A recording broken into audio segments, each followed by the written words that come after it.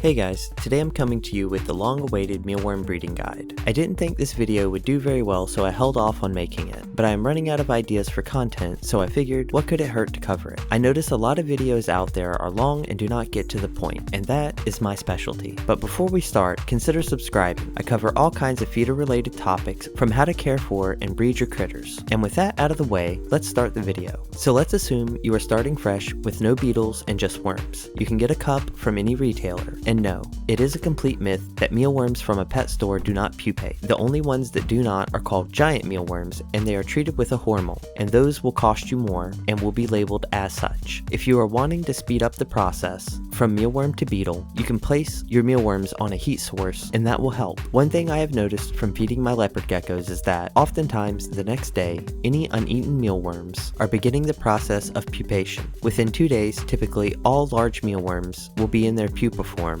and I harvest them from the food bowls and place them in a separate container. It is extremely important, and I cannot stress it enough, to keep as many pupa as you can separate to help ensure that they survive. Mealworms are cannibalistic, so are the beetles. Once you have pupa, it will take a few weeks at most for them to become light-colored beetles. As they mature in their beetle stage, they will become darker and darker, changing from white to red to black. Once you have your beetles, you are ready to begin. Let's talk about the enclosure for a moment. I suggest using a mesh bottom to allow the eggs to fall through. You can use cotton balls to collect your eggs. However, I find this method to be lackluster and requires a whole lot more work than the former suggestion. Both methods are viable, but I like the path of least resistance. To make a simple mesh bottom enclosure, we need some type of bin for them. We cut the bottom out, then hot glue some screen with small holes in the bottom. I place another bin that sits under the one with the mesh to catch the falling substrate and eggs. I personally use a larger bin now, as I have more space in my home, but any container size will do. I collect the eggs once a week and place them into a small container.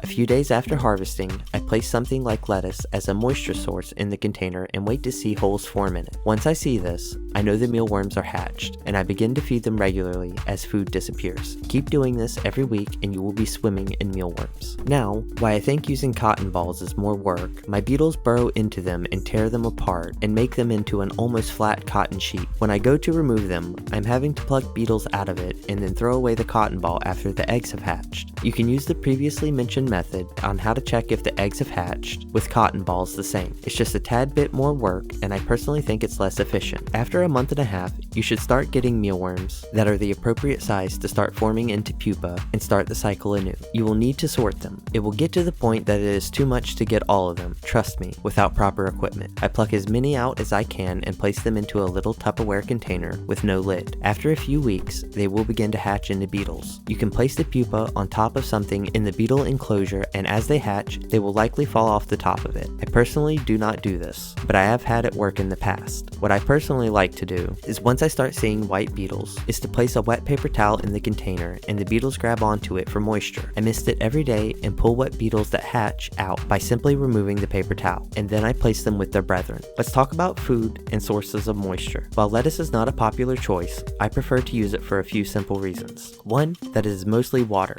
and water is what your mealworms need. They will eat their substrate in conjunction with the lettuce and grow quite fast. As they get bigger, I change over to carrots and other better veggies that contain goodies for my pets. See my gut loading video linked above and in the description. For a moisture source for the beetles, I use carrots, lettuce, and water jellies. Water jellies are extremely cheap and are a good option, as you can continue to reuse them for a long time. Change them out once they start turning brown, but otherwise keep rehydrating them. But that about covers it, guys. It is as simple as that. If you go with a mesh bottom enclosure, you will not have to change out the substrate as often, as you will not have many large mealworms living with the beetles. It makes life simple. If you like this video and have it in your critter loving heart, give me a like, a subscribe, and hit the bell icon for more videos like this. And as always, from the Gizzards and I, have a great and wonderful day.